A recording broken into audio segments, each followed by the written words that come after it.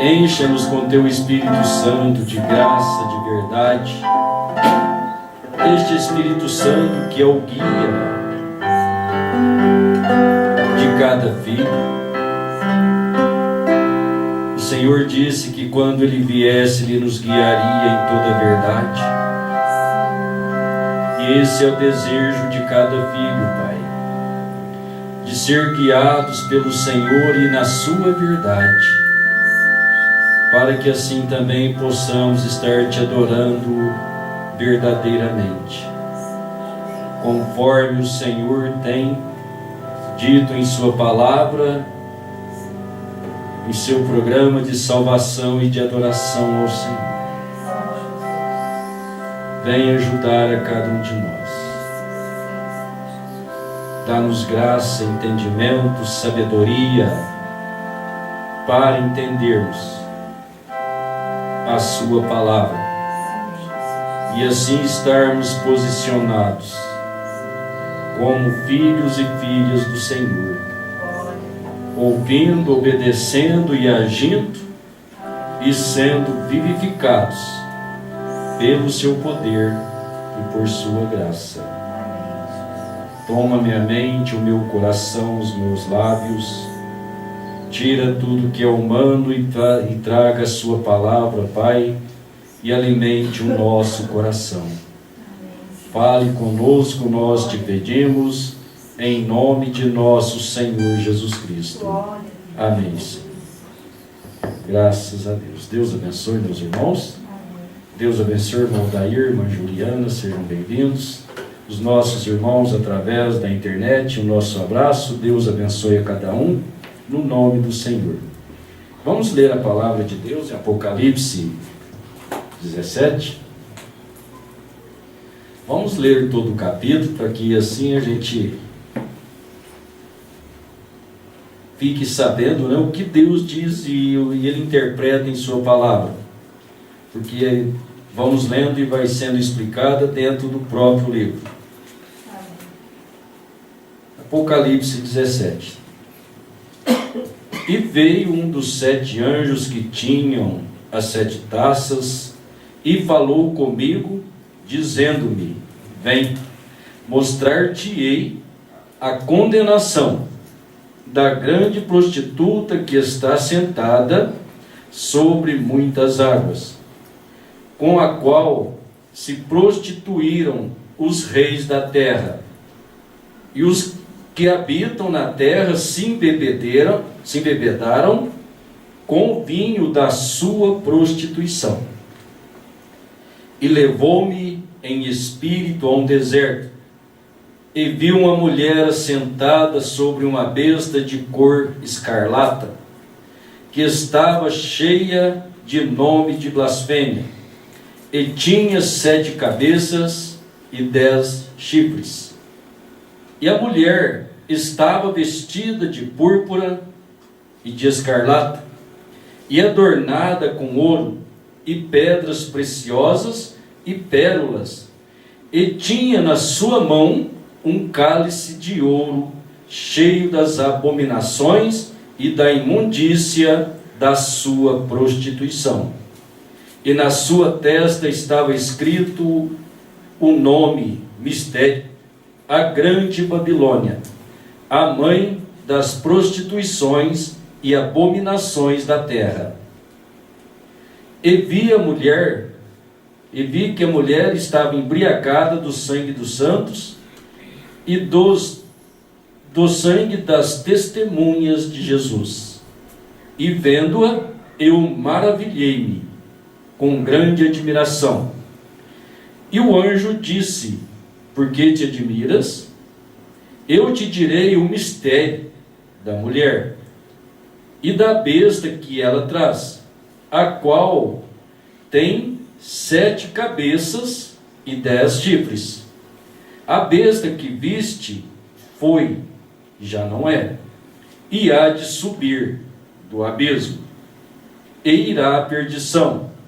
E os que habitam na terra, cujos nomes não estão escritos no livro da vida, desde a fundação do mundo, se admiraram, vendo a besta que era e não é, mas que virá. Aqui o sentido quem tem sabedoria. As 7 cabeças são 7 montes, sobre os quais a mulher está assentada. E são também 7 reis. 5 já caíram, e um existe, e o outro não é vindo. E quando vier, convém que dure um pouco de tempo. E a besta que era, já não é, ela é também o 8º, e é dos 7, e vai à perdição. E os 10 chifres que viste são 10 reis, que ainda não receberam o reino, mas receberão poder como reis por 1 hora, juntamente com a besta.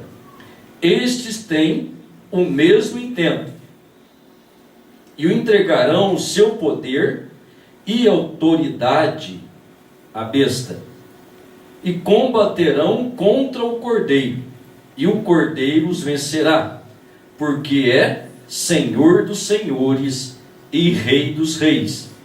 Vencerão os que estão com ele, chamados e eleitos e fiéis.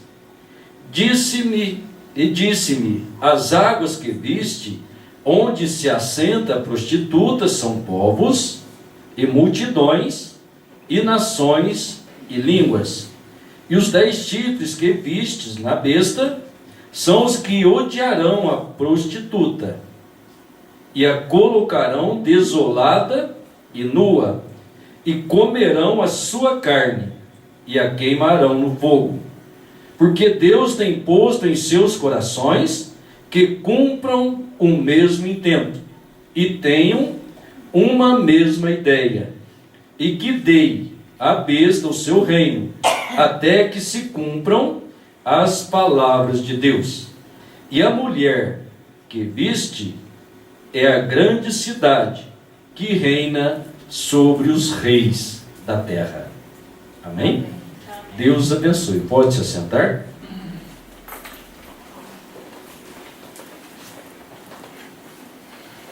Sempre quando se lê Apocalipse, se fala de Apocalipse, muitas vezes as pessoas ficam amedrontadas, ficam com medo.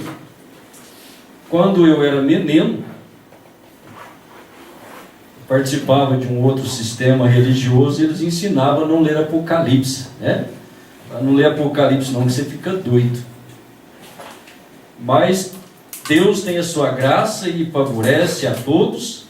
Se ele está escrito, ele é a palavra de Deus, ainda que ele é visões, são símbolos.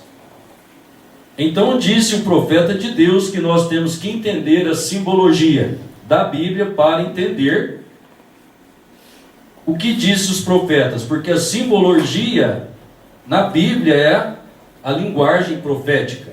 E quando nós aprendemos a linguagem, tudo fica mais claro, Então, olhando dentro de Apocalipse, dentro do livro, ele está relatado, traz o relato de acontecimentos desde a eternidade, a criação de Deus, até o final da humanidade. Então, o Apocalipse, ele engloba e fala do povo judeu e fala do povo gentil. Então, ele mostra o programa de Deus dentro do tempo que Deus determinou aos gentios. O que é gentios? Gentios são povos, nações e língua. Israel é uma nação. E Deus sempre trabalhou com Israel, aquela nação, mandando profetas, sempre enviando profetas, até que Deus mesmo veio na forma humana, Deus profeta, que era Jesus, o Messias, o ungido, o próprio Deus em carne humana, falando com o judeu. Então nós lemos na Bíblia que os judeus rejeitaram o Messias. Isso traz uma confusão na mente das pessoas, taxando os judeus de anticristos, de falsos profetas, por eles não terem aceitado o Senhor Jesus. E temos que tomar um cuidado. Deus disse: aquele que abençoar a Israel será abençoado. Primeiro nós olhamos, Deus disse isso a Abraão, quando Abraão abençoou a Isaac, e quando Isaac teve Jacó e Esaú, quando Jacó levou o prato de lentilha a Isaac, então Jacó abençoou ele e disse: você é abençoado, aquele que te abençoar será bendito, o que te amaldiçoar será maldito. Esses dias estava vendo aí na internet, um judeu colocou algo muito tremendo. Isso para as pessoas às vezes é escandaloso, mas ele estava mostrando quando o ex-presidente ele falou mal, ele fez alguma coisa contra Israel, deu-lhe câncer. Quando a presidenta ela deu um outro apoio, não apoiou Israel, teve o impeachment. E agora há poucos dias o presidente, né, que está no comando, também fez algo, e olha a bagunça que está o Brasil. Meus irmãos, estas coisas têm que acontecer.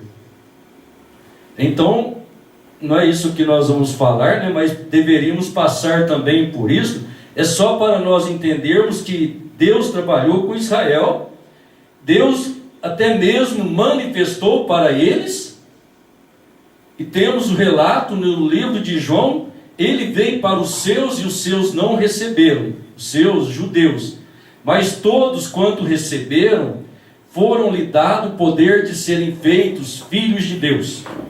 Então estes são as nações, porque a partir da rejeição que os judeus tiveram ao Messias, Deus estava estendendo a graça e a misericórdia às nações, que é todos os povos fora de Israel. Então Israel é a nação de Deus, e fora de Israel são agentes que nós chamamos de gentios, os quais é composto de povos, nações e línguas, né? Então, a partir daquela rejeição, explicou o apóstolo Paulo no livro de Romanos, no capítulo 11, que Deus cegou os olhos deles para que nós tivéssemos esta oportunidade. A oportunidade de conhecer Deus. Então Deus veio dar a conhecer-se às nações. E Deus tem o seu programa divino, o seu programa dentro de sua palavra, e o qual deve ser seguido por todos os filhos. Mas é um programa desconhecido. Embora esteja na Bíblia, está dentro da palavra de Deus, e precisa de fé na palavra de Deus. Muitas vezes é difícil em dizer, mas as pessoas pensam que têm fé na palavra de Deus, ou elas são ensinadas de uma maneira contrária, e quando a palavra chega, lhe é exposto para elas simplesmente rejeitam, porque elas têm aprendido, têm sido induzidas em crer de outra maneira. Pois bem, olhando para Apocalipse 17, nós podemos ver que tem um sistema, tem um poder manifestado dentro destes relatos. Então, vamos voltar um pouquinho à eternidade, porque desde a eternidade nós temos um sistema, né? Temos o sistema verdadeiro, que é Deus, sua criação e sua manifestação. Mas temos também os anjos que Deus criou, e eles criaram um sistema e rebelou contra Deus. Então houve uma guerra no céu. E Apocalipse disse, como também o livro de Judas, que houve aquela contenda, e o príncipe Miguel lançou Satanás para a terra. Estando na terra, então agora ele veio brigar com o homem. Então ele trouxe, Deus criou o homem, e Satanás influenciou e induziu a Eva. Ela foi ao pecado, e quando ela pecou, ela mostrou aquilo a Adão, e ele tornou participante do pecado. Precisamos entender, meus irmãos, que quando isso aconteceu, o homem entregou o seu direito de governo da terra que Deus tinha outorgado a ele. Ele perdeu, e isso passou tudo para as mãos de Satanás. Então, desde a queda do Éden,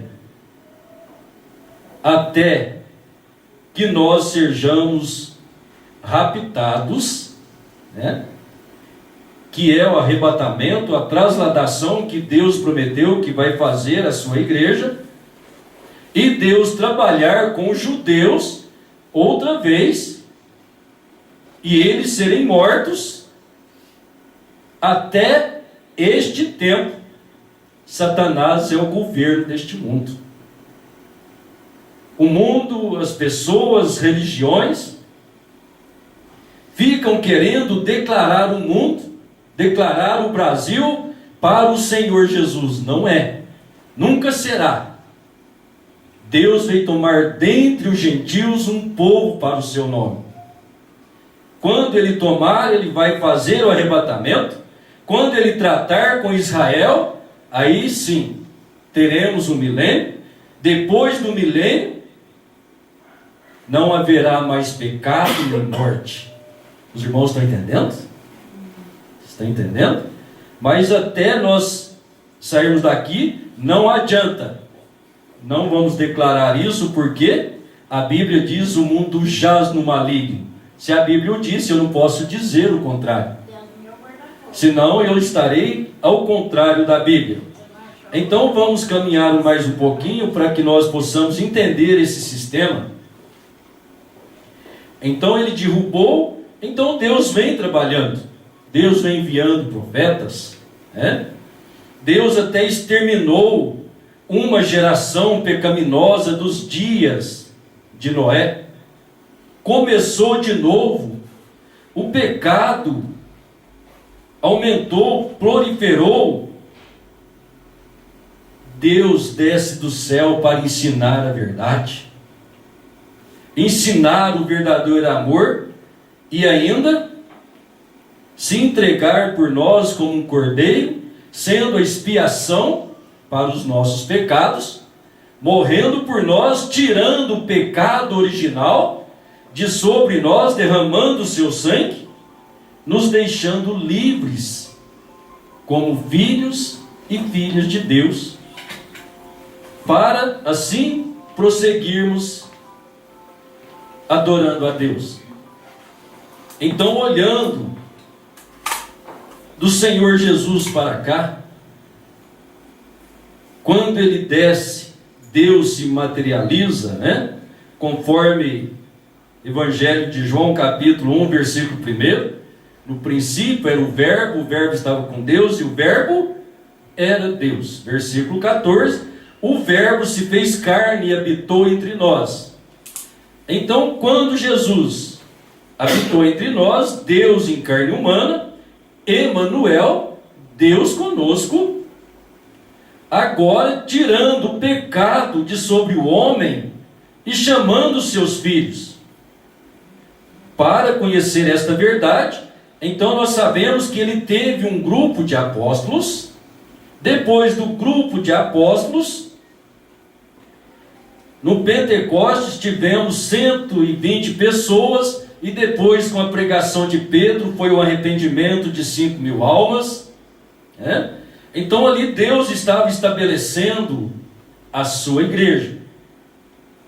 A igreja é a parte feminina de Jesus, como Eva era a parte feminina de Adão, que era a sua companheira, a sua disjuntora. Ela estava em Adão. Deus adormeceu Adão, tirou a Eva. Paulo escreveu em Efésios que nós fomos feitos em Cristo. Nós estávamos nele.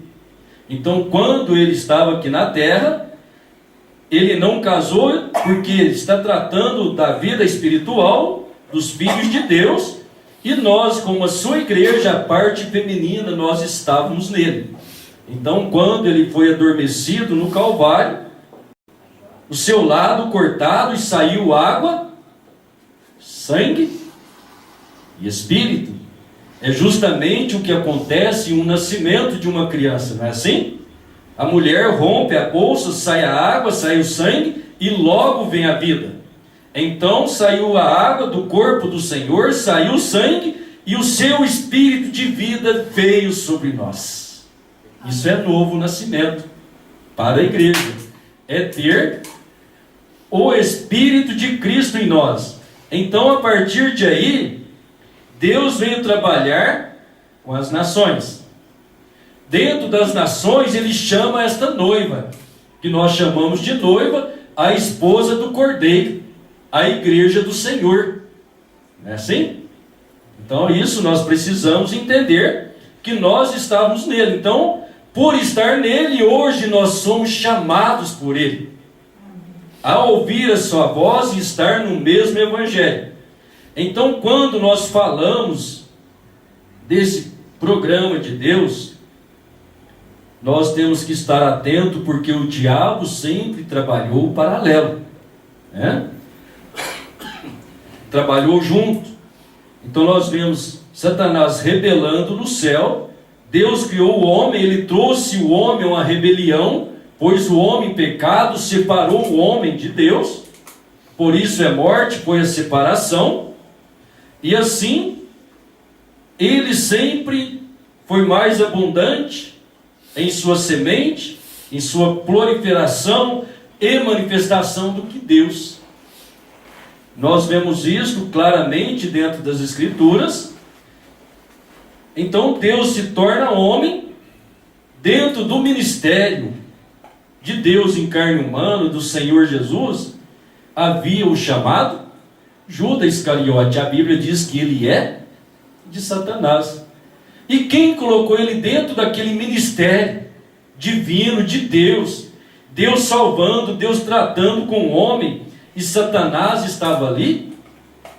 Deus mesmo chamou. Judas foi chamado para o ministério. Isso deve despertar muito a nossa consciência, porque ainda que ele, como um homem, o Senhor Jesus comissionou os apóstolos a ir pregar o evangelho, curar os enfermos, expulsar demônios. Judas o fez. Por que Judas o fez? Oi, Leandro, o diabo faz isso? Não, o diabo não faz. Ele perverte a palavra de Deus. Mas naquela hora Judas estava comissionado, com comissão para fazer aquilo, e ainda usando o nome do Senhor. Agora então podemos entender que a Judas, ou a pessoa de Judas, foi ortogado ou dado a ele dons. Dom de pregar, dom de expulsar demônio. Mas Satanás expulsa Satanás? Não, não expulsa. Satanás não tem um reino dividido. É só para que nós entendamos, porque vai chegar um momento em que Satanás vai tomar o coração de Judas. Você lê que na Santa Ceia, quando o Senhor Jesus deu a ceia aos apóstolos, que ele molhou o pão e deu àquele que ele disse que ia o trair, a Bíblia diz, naquele momento Satanás entrou no coração de Judas. Vocês já leram isso, né?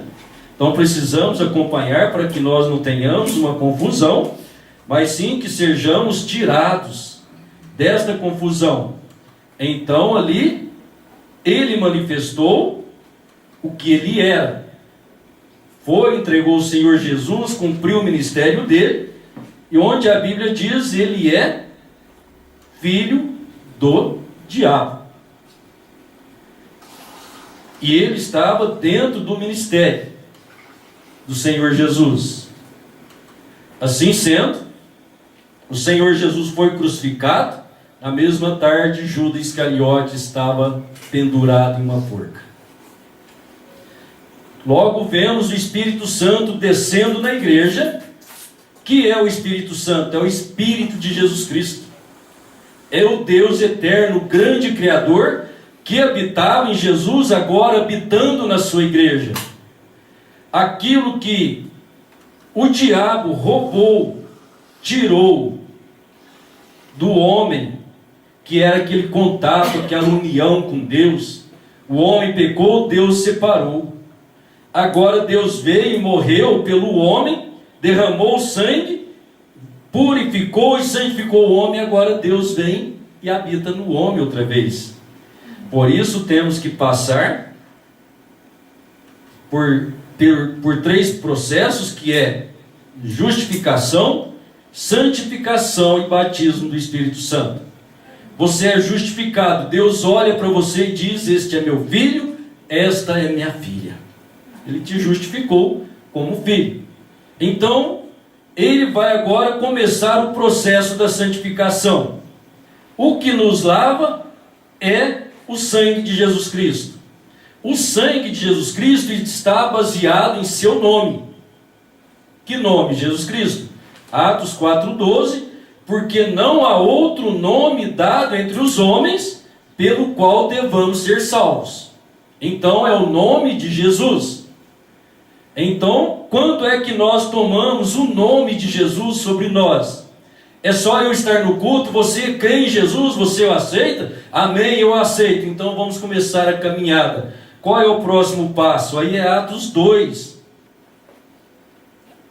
versículo 38. Arrependei cada um de vós e seja batizado em nome de Jesus Cristo para o perdão dos pecados. Então, quando somos batizados em nome do Senhor Jesus, que é Atos 4,12, não há outro nome dado entre os homens pelo qual devamos ser salvos. Então você está invocando o nome e tomando o nome do Senhor sobre você. Nós estamos tomando ele sobre nós. Então nosso pecado é perdoado, o sangue nos limpa. Então agora começa o processo de santificação, né? Tudo aqui é errado. Agora nós vamos endireitar com a palavra de Deus, porque é a palavra de Deus que santifica nós. Isso está em João 17, o Senhor Jesus disse: Pai, santifica-os na verdade. A tua palavra é a verdade. Então a palavra de Deus é a santificação para nós. Quando vamos ouvindo a palavra, Deus vai transformando o nosso coração à medida que nós cremos e acatamos a palavra. Se nós ouvimos a palavra e não mudamos, é porque nós não ouvimos, né? Só escutamos, nós não acatamos e não estamos cumprindo. Quando nós cumprimos, isso quer dizer que eu renuncio a mim e agora tomo a palavra de Deus, né? Um exemplo, vamos tomar um exemplo simples. Eu gosto de mentira, né? Todo mundo que eu encontro, eu conto uma mentirinha. Aí eu me converto e logo eu vejo João 8,44. O que diz João 8,44? Que Satanás é mentiroso e pai da mentira. Ele nunca se firmou na verdade. Quando ele fala da mentira, ele fala do que lhe é próprio, pois ele é mentiroso e pai da mentira. Opa, eu não sou filho de Satanás, então eu paro de mentir. Então agora eu encontrei a palavra, veio, me corrigiu, eu mudei. Isso que chama conversão. Então nós vamos convertendo de fé em fé, de glória em glória, dia em dia, à medida que nós vamos ouvindo a palavra de Deus, e Deus vai trabalhando em nosso coração. Ou seja, a palavra de Deus começa a fazer vida e morada em nós. E isso vai quebrando todo o poder de pecado que Satanás colocou nos homens. Então é à medida em que nós ouvimos o Evangelho e vamos nos libertando pelo conhecimento, a revelação, o esclarecimento da palavra para o nosso coração, isso que traz Deus em nossa vida. Pois bem, continuando, então, voltando para o grupo do Senhor Jesus, né? Aqueles que estavam no Pentecostes foram cheios do Espírito Santo, e nós sabemos todo o trabalho. Logo em Atos capítulo 6, nós vemos um tal Nicolau sendo eleito a diácono, né? Depois, na carta de João, nós vamos encontrar a expressão de João, dizendo, capítulo 2, versos 18 e 19, saíram de nós porque não eram de nós. Por que saíram? Eles saíram de dentro dos primeiros cristãos. Quem era? Um grupo, umas pessoas com um pensamento diferente dos apóstolos. E quando nós chegamos em Apocalipse 2, o Senhor Jesus disse: eis aí os nicolaítas, os quais eu aborreço. Então aquele sistema religioso saindo de dentro do cristianismo. Que os irmãos possam acompanhar para que nós possamos entender. Porque vamos entender que esse sistema nicolaíta, que é nicolaíta, nico quer dizer conquistar, laítas, leigos, então é conquistar a igreja. Não é nada mais, nada menos do que o espírito opositor de Deus, manifestando com a palavra de Deus. Então chegamos em Apocalipse capítulo 6, quando tem uma abertura dos selos. No Apocalipse 6 começamos com um cavalo branco. Uma voz de trovão disse: vem ver. Quando olhei, um cavaleiro num cavalo branco, ele saiu vitorioso e para vencer. Foi-lhe dado um arco e mais nada. Então, esse processo, essa cavalgada desse espírito anticristo que saiu de dentro do cristianismo. Eles são os nicolaítas, e logo nós vamos encontrá-los, Apocalipse 13, falando da besta. Quando falamos da besta, Apocalipse 13, vimos uma besta levantar do mar. Nós lemos Apocalipse 17, mar, água representa povos, nações e línguas. Então essa besta é um sistema. Besta quer dizer poder, certo?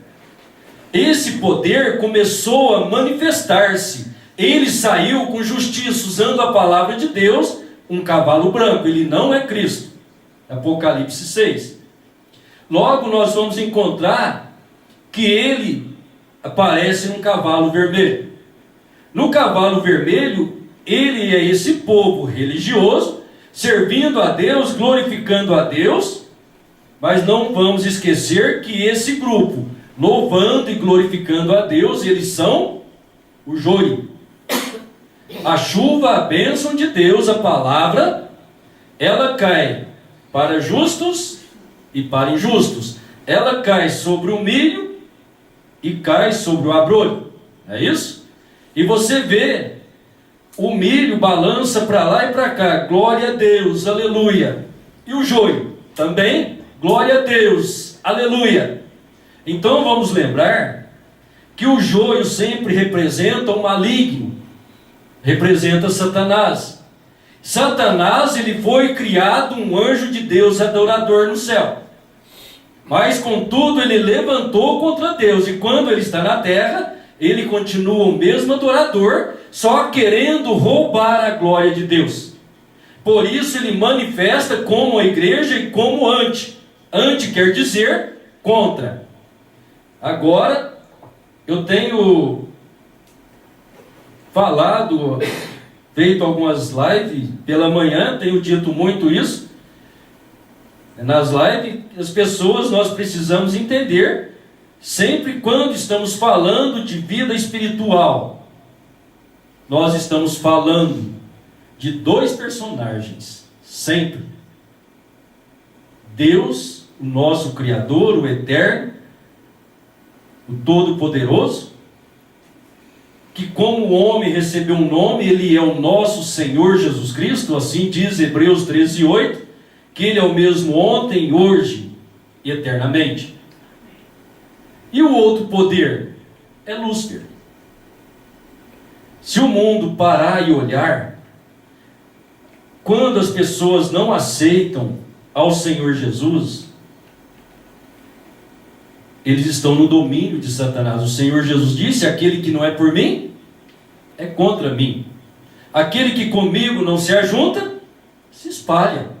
Então nós estamos com o Senhor ou contra o Senhor. Agora o problema mais sério, meus irmãos, é que o diabo trabalha com a palavra de Deus. Ele não trabalha com mentira, ele trabalha com a verdade. Ele prega o Evangelho, porque é dentro do Evangelho que ele rouba e ceifa a vida das pessoas. Este será e é o maior golpe, onde as pessoas serão decepcionadas. Estarão enquadrados em Mateus 7. Não foi em teu nome que expulsamos demônios, curamos enfermos? Lembra de Judas. O que o Senhor vai dizer para eles? Apartai de mim, eu não vos conheço. Irmãos, que decepção. Que decepção. Agora, por que o Senhor não os conhece? É porque eles não tomaram o Senhor. Aquilo foi manifestado pelo sistema e o poder do anticristo.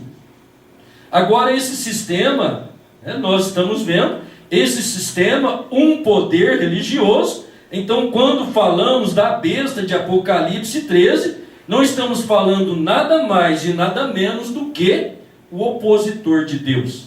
Como é que ele nasceu? Ele é um sistema religioso. Ele é um poder religioso. Ou seja, ele usufrui do nome do Senhor. E dentro da palavra, quando ele traz as torções e apresenta ao público, e assim o povo aceita. Então, olhando esse sistema que começou lá, que são os nicolaítas, Apocalipse 13, nós o vemos como a besta, Apocalipse 17 como uma prostituta. Uma prostituta que nós estamos falando de mulher. Uma mulher que tem mais de um marido, tem 2 maridos, ela é uma prostituta, não é isso? Então, por que Apocalipse 17 está chamando esta igreja de prostituta? Quem é ela? Então vamos acompanhando. Saiu dos apóstolos, é os nicolaítas, agora ele já tem um sistema, ele já tem um poder. Besta quer dizer poder, certo? E religioso. Então ele recebeu esse poder religioso e ele difundiu a sua religião e ela cresceu. Então em Apocalipse 13 nós temos, está escrito que esse sistema, esta besta não é um animal. Falando de animal, o animal tem força, por isso é poder. É só o símbolo. Esse sistema que nasceu, essa besta, o anticristo, ele conseguiu, você lê Apocalipse 13, você vai ver, ele conseguiu fazer que grandes, pequenos, servos e livres trouxessem o seu sinal. Que sinal? Desse poder, na fronte e na sua mão direita. O que quer dizer na sua fronte?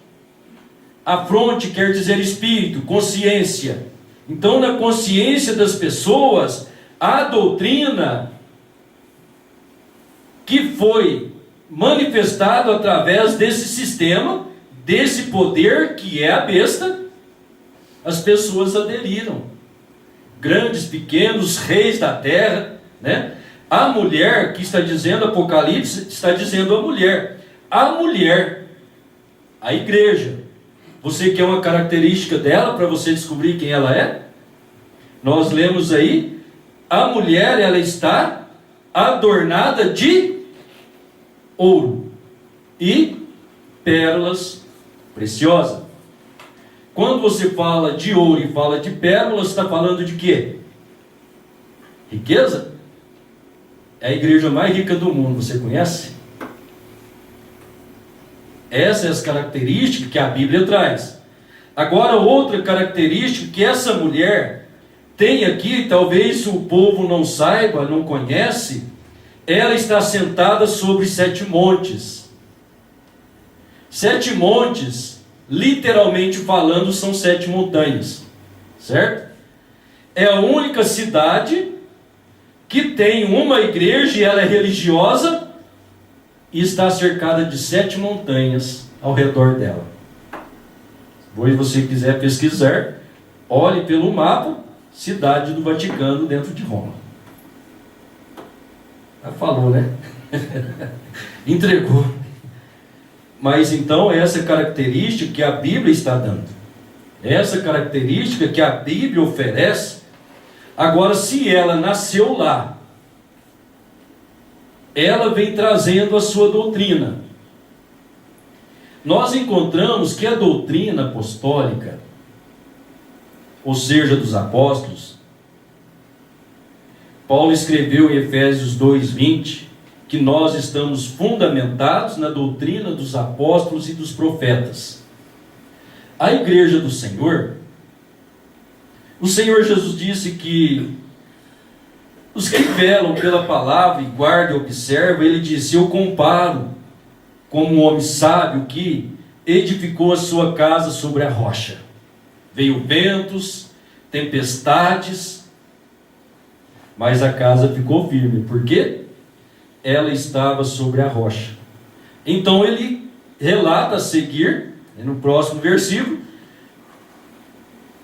dos incrédulos, né? Aqueles que não deram atenção à palavra, eles são assemelhados ao imprudente, que fez a sua casa sobre a areia. Então vamos fazer uma aplicação aqui. A rocha é Jesus Cristo. A areia é o sistema de Apocalipse 13. Olhei, uma besta foi levantada do mar e da areia, do nada, sem fundamento. Então, sobre Jesus, a igreja foi estabelecida. Foi o que o Senhor Jesus disse a Pedro: sobre esta pedra edificarei a minha igreja. Que pedra? Jesus Cristo. É o homem prudente. Então, quando chegamos no dia de Pentecostes, a pedra fundamental foi lançada. Pedro disse: arrependei e seja batizado em nome de Jesus Cristo. Então este é o fundamento da vida cristã. Mas eu não sou da igreja tal, e nem da igreja fulana. Mas que igreja que você é? Não, eu não sou da igreja, eu sou a igreja. Mas como? Eu estou fundamentado em Jesus Cristo, eu sou cristão. Eu não pertenço à igreja, eu sou cristão.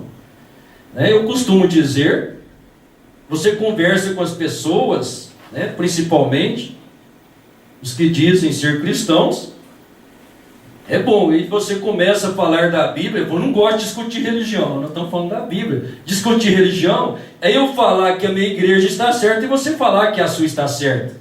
Aí nós dois estamos errados. Deus não tem igreja assim. Nós somos a igreja. Eu não tenho. Eu sou. Por quê? A Bíblia disse que Deus não habita em templos feitos por mão de homens. Deus fez um templo, Jesus, e habitou nele. E depois Paulo vem e nos diz que nós somos o templo de Deus, não é isso? Pedro diz que nós somos pedras vivas neste edifício. Que edifício? Espiritual, casas de Deus. E sendo esta casa de Deus, edificados por Deus, fundamentados em Deus. Quem é Deus? Deus em carne humana, como um homem morrendo por mim e por você. Nós estávamos nele, gerado dele e de sua palavra. Isso que nos faz cristãos. Então você fala com as pessoas e diz: placa de igreja não salva. Aí você começa a expor o evangelho. Que igreja que você é mesmo? Qual igreja que é a sua? Eles dizem: a placa de igreja não salva. A primeira preocupação de quando se conversa: que igreja que é a sua? Não, nós não somos da igreja, nós somos cristãos, nós somos de Jesus Cristo, Como disse o profeta de Deus, conversando com a mulher lá internada: a senhora é cristã? Não, eu sou da metodista. Me desculpe, eu pensei que a senhora fosse uma cristã. Vê, irmãos, pequenas coisas descentraliza a nossa vida. Se eu nasci de Cristo, eu sou cristão. Se eu nasci daquela igreja, eu sou dela. Mas a Bíblia me mostra que eu vim da palavra de Deus, eu vim dele. Então, que Deus nos ajude a nossa consciência estar sempre apercebida. Amanhã eu devo voltar neste assunto, porque precisamos prosseguir. Fizemos um apanhado aqui para entendermos agora, amanhã, nós vamos ver algo mais ainda sobre esse sistema, esse poder conhecido como a besta. Então amanhã nós teremos a segunda parte, para que possamos prosseguir. Então até aqui eu creio que deu para nós identificarmos, né, e sabermos esta mulher, este sistema.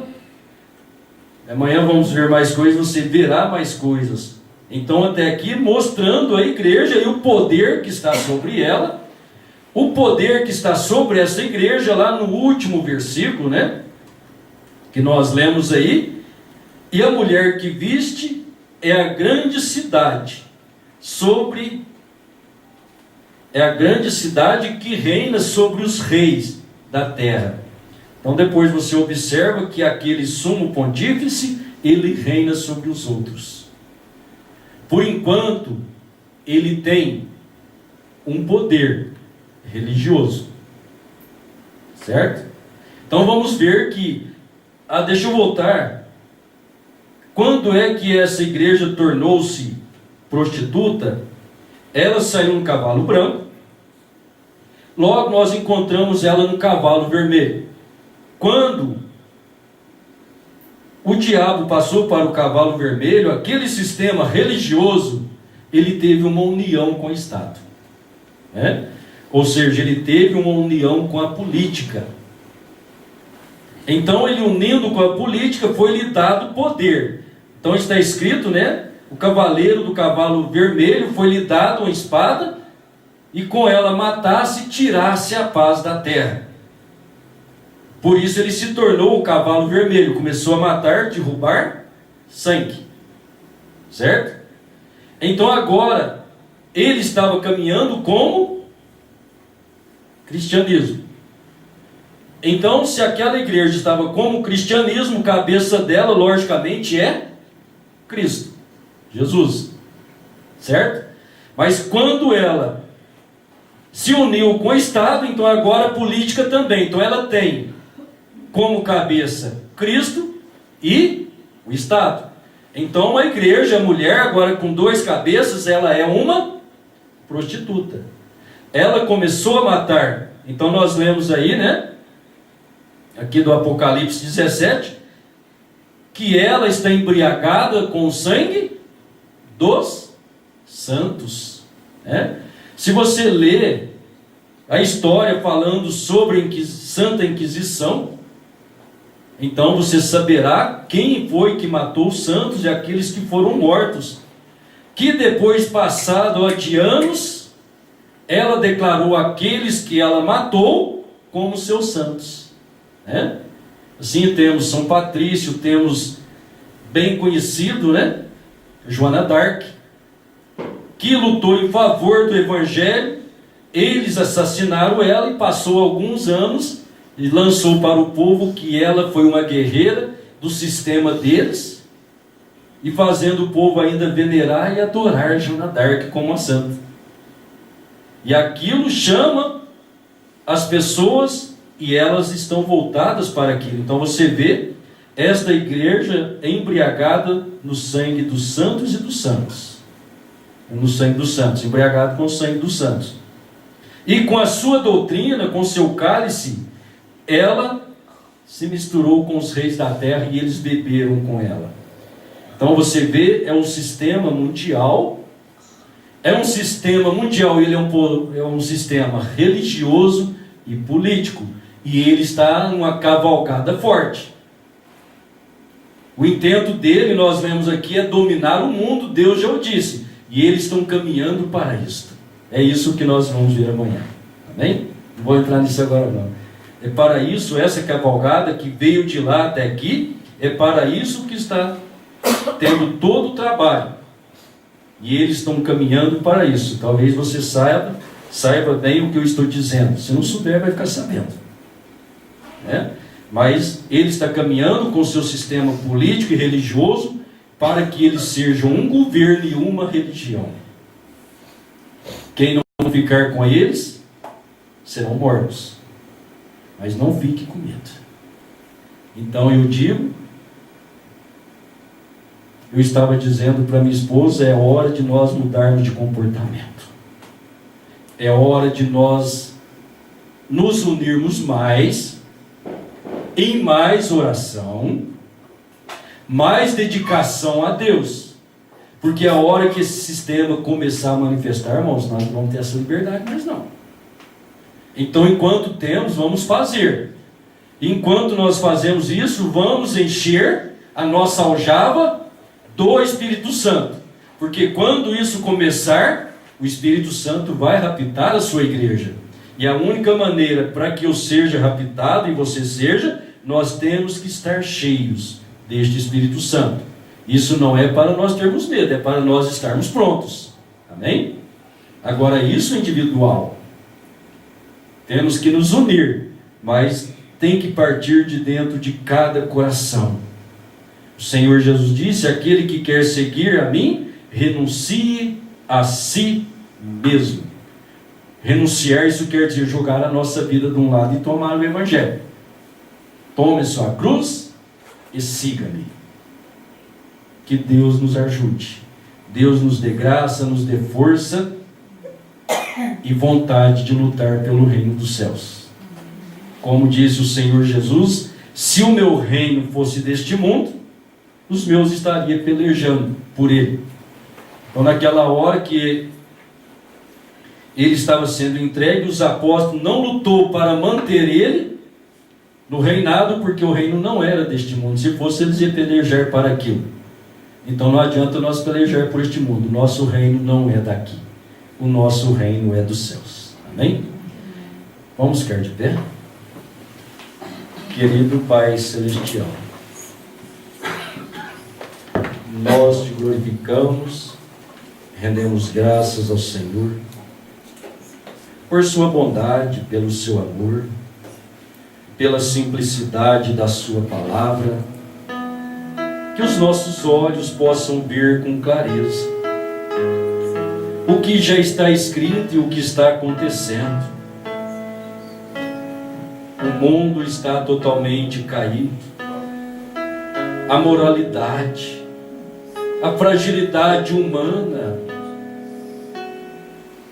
tem regredido de tal maneira, Pai. Que o Senhor nos ajude, nos mantenha, nos dê força para lutar, para vencer a nós mesmos, depois vencer o mundo e vencer a Satanás, e assim estarmos prontos, preparados pelo Senhor e para o Senhor, para que assim possamos estar por toda a eternidade com o Senhor. Obrigado pela oportunidade da vida, de estarmos aqui conhecendo o Senhor, a sua palavra, e sendo revelado que nós temos uma eternidade, na qual o Senhor já deu a todos que creem e luta por ela. Abençoe o teu povo, Pai, os teus filhos. Que a graça e a humildade esteja em nosso coração. Não nos deixe nunca opor a sua palavra, Pai, porque o que opõe é Satanás. Mas que o Senhor nos dê verdadeira sabedoria, revelação, para vermos esta manifestação sobrenatural trabalhando sobre a vida do seu povo. Muito obrigado por tudo, Pai. Leva-nos para casa descansados, com desejo de sermos mais reverentes, de ser sinceros, de termos uma vida mudada, transformada, dentro da sua palavra, que é o seu poder. Sela o nosso coração, Pai, com teu Espírito. É o que nós te pedimos em nome de nosso Senhor Jesus Cristo. Amém, Senhor. Deus abençoe, meus irmãos. Vamos em paz, saúdem um ao outro em nome do Senhor Jesus. Deus te abençoe. Deus abençoe, irmão Dair, irmão Juliano, muito obrigado. Deus abençoe o irmão João, a irmã Tereza.